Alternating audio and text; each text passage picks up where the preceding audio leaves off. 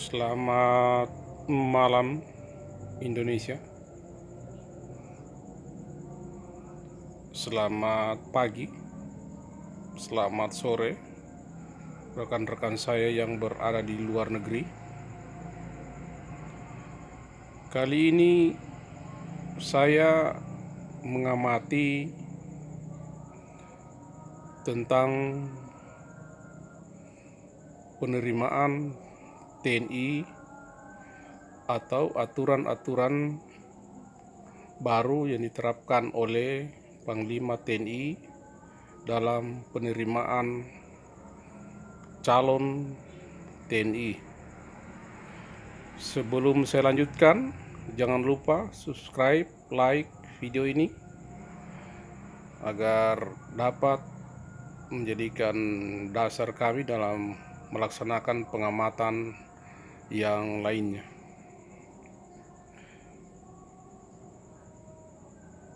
Pertama-tama saya ucapkan terima kasih kepada rekan-rekan yang sudah memberikan peluang kepada saya dalam hal selalu memberikan jawaban melalui pengamatan,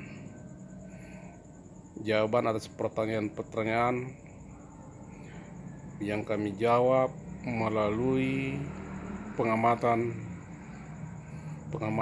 kami, baik itu yang berada di Indonesia maupun yang berada di negara-negara lain yang ada di dunia ini.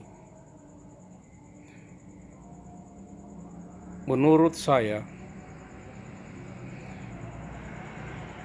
penerimaan calon TNI yang baru diterapkan oleh Panglima TNI bahwa bisa menerima calon TNI dari turunan garis merah atau yang dikatakan oleh organisasi terlarang di Indonesia, yaitu PKI.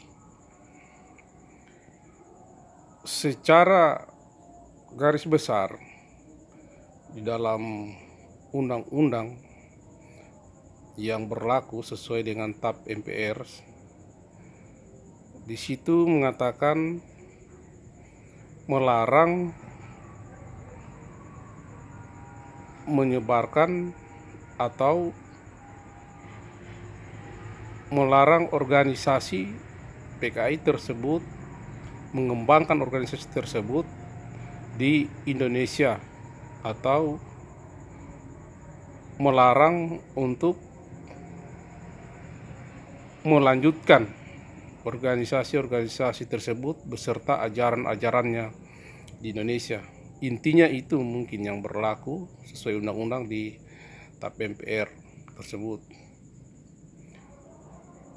Jadi suatu kesimpulan saya sebagai pengamat menjawab pertanyaan-pertanyaan tersebut bahwa Panglima TNI memberikan jawaban ini bahwa turunan atau golongan yang organisasi terlarang pernah diikut oleh orang tuanya atau nenek moyangnya dahulu, kepada turunannya disilakan untuk mendaftar menjadi calon TNI. Sesuai pengamatan saya, itu kalau sudah keputusan dari Panglima TNI, berarti suatu keputusan tersebut sudah dipikirkan matang-matang.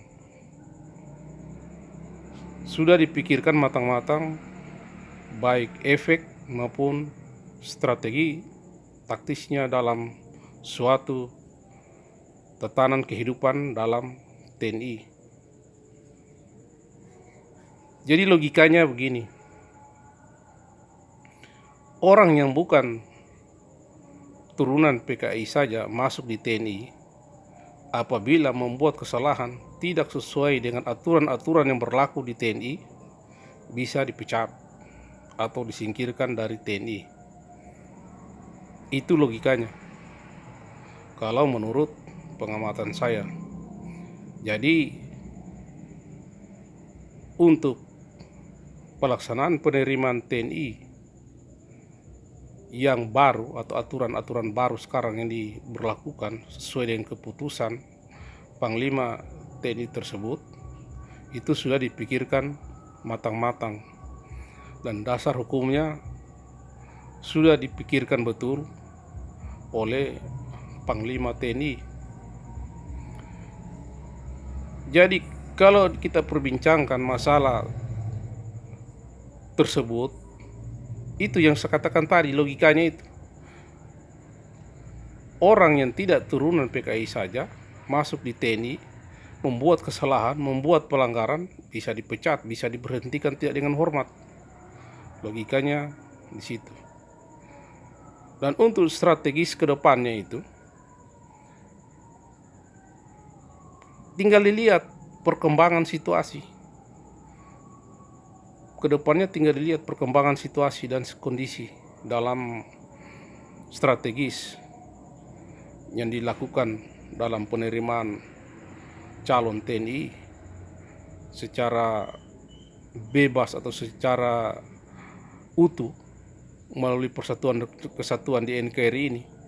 Dilihat ke depan. Itu saja kalau menurut pengamatan saya.